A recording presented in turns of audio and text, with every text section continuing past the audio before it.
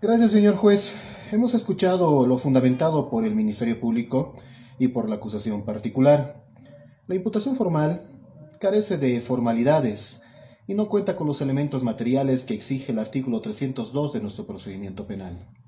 No existe el hecho de forma objetiva, porque el fiscal, representante del Ministerio Público, no solo tiene que tomar en cuenta las circunstancias del hecho, sino también los actos que demuestran la existencia del delito. Y el señor fiscal acusa de manera temeraria a mi defendido sin revisar los antecedentes del caso, acreditando hechos que no existen. A tal efecto, señor juez, nosotros, entendidos en la materia, a nivel penal, no se puede ejecutar a mi defendido dentro de esta situación. El principio de confianza en materia penal, principio de culpabilidad, determina que si se quiere responsabilizar a una persona, no es suficiente decir porque vendió un terreno, que es además, y voy a exponer en un minuto, que mi defendido es heredero del bien que se ha vendido.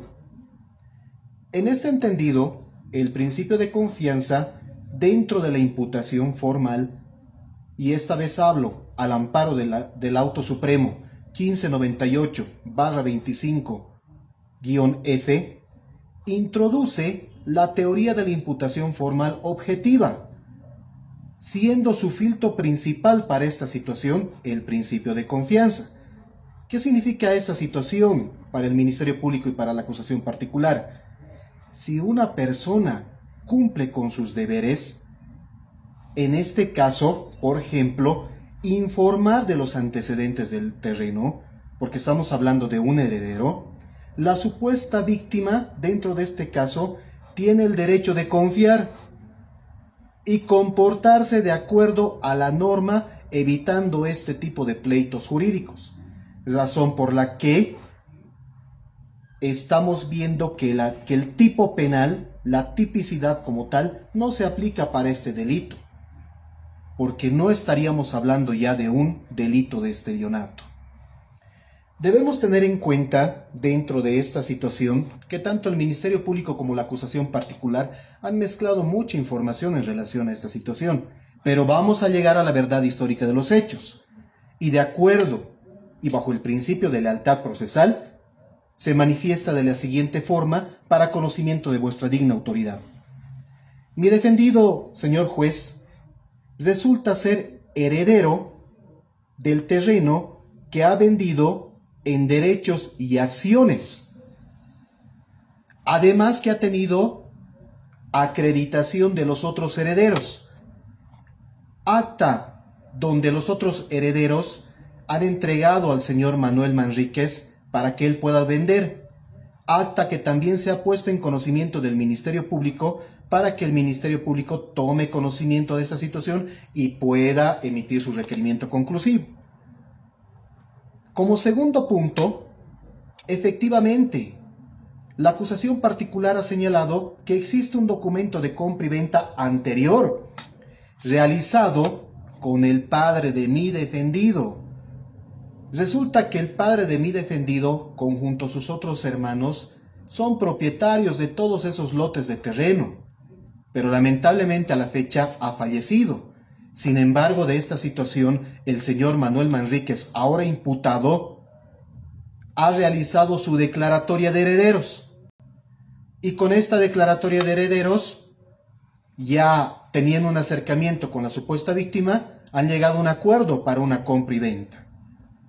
Posterior a esta situación, es decir, que al haber comprado un terreno con anterioridad del padre de mi defendido, nuevamente se acerca a los familiares, y en este caso específicamente al señor Manuel Manríquez, para decirle: vendeme por favor un terreno porque sé que ya eres heredero, y como estás haciendo tu declaratorio de herederos, vos eres la única persona que me puedes vender.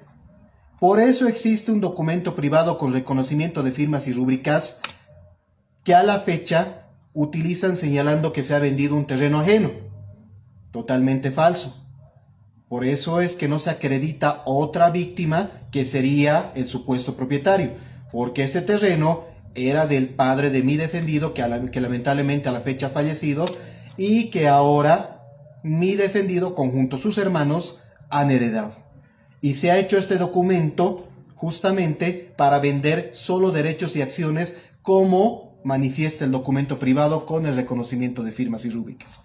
Estamos hablando ya dentro de esta situación y nos damos cuenta que la supuesta víctima ya conocía de los antecedentes del terreno. En este caso, ¿dónde existe el dolo? Comprobamos y tenemos dentro del cuaderno de investigaciones, y que también ha sido adjuntado en un memorial para conocimiento de vuestra digna autoridad, la información rápida del terreno donde figura el nombre del padre de mi defendido, el señor Manríquez Aguilar. Manríquez Mamani, perdón. Todo esto bajo el siguiente contexto que ahora voy a detallar para aclarar toda la figura que ha mezclado el Ministerio Público y que ha mezclado la acusación particular. Como primer punto, resulta que la supuesta víctima es quien en un principio busca a mi defendido para comprar el terreno sabiendo que él es heredero. Y sabía y tenía conocimiento que solo faltaba sanear para el cambio de nombre.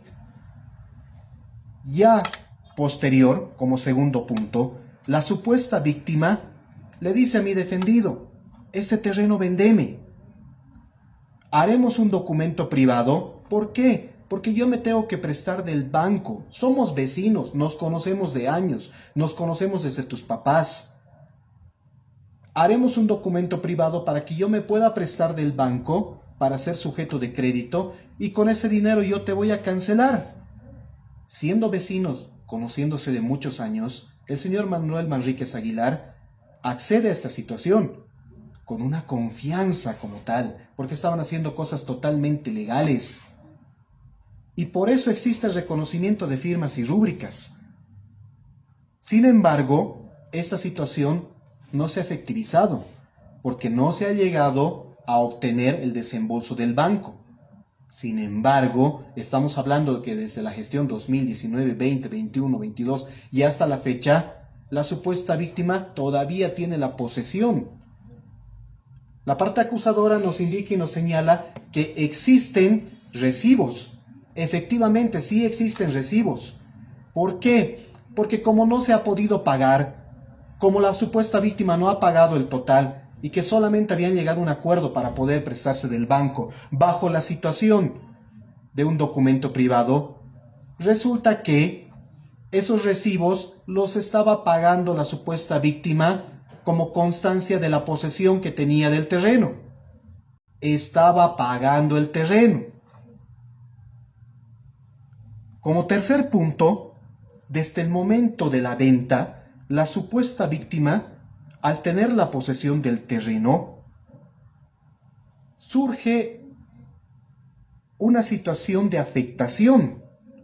Lamentablemente, el terreno que colinda, el cerro que colinda al terreno, dentro de esta situación, se desliza, afectando la propiedad, la casa del señor Manuel Manríquez Aguilar, en un 80%, y como el terreno es colindante a la casa del ahora imputado, afecta también en un 30% al terreno. En esta situación, se acerca la supuesta víctima y le dice: ya no quiero pagar del terreno, devuélveme lo que te he adelantado. El señor Manuel Manríquez Aguilar, bajo el principio de lealtad y con toda honestidad, le dice: estoy enfermo, sabes que soy diabético, tengo enfermedades de base, no te voy a poder devolver el dinero por ahora que me has adelantado, pero quiero llegar a una solución porque somos vecinos y todo el tiempo nos vemos. Te daré otro terreno más allá, pero como yo te he vendido los derechos y acciones de la herencia que tengo y que estoy saneando junto con mis hermanos, hablaré con mi hermano para poderte dar el terreno que está allá. Y le dice, sí, perfecto, me gusta, está bien, porque eso es para mis hijos, eso los estoy pagando para mis hijos. Y cuando hablan con el hermano del señor Manuel Manríquez Aguilar, llegan a un acuerdo y le dicen, perfecto, te vamos a dar este terreno, pero tienes que aumentar.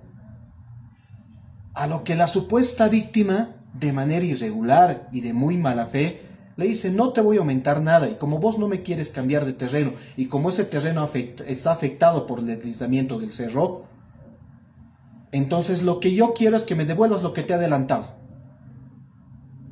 Es ahí donde ya planifican, y repito, de muy mala fe, este proceso penal. Y siendo que existe un documento privado, este documento debería haber sido efectivizado y debería existir un proceso en la vía civil, no en la vía penal, porque la vía penal es de última ratio. Entendiendo de esta situación que no existe error, no existe la intención de fraude, no existe engaño, no existe dolo, principios fundamentales para la existencia del delito de estelionato. No existe engaño porque desde el principio conocía de los antecedentes, porque ya había comprado un terreno anteriormente del padre de mi defendido. No existe error porque se han hecho las situaciones de manera legal con conocimiento de ambas partes. Y no existe la intención de fraude. La supuesta víctima conocía de los antecedentes del terreno y estaba pagando a cuotas.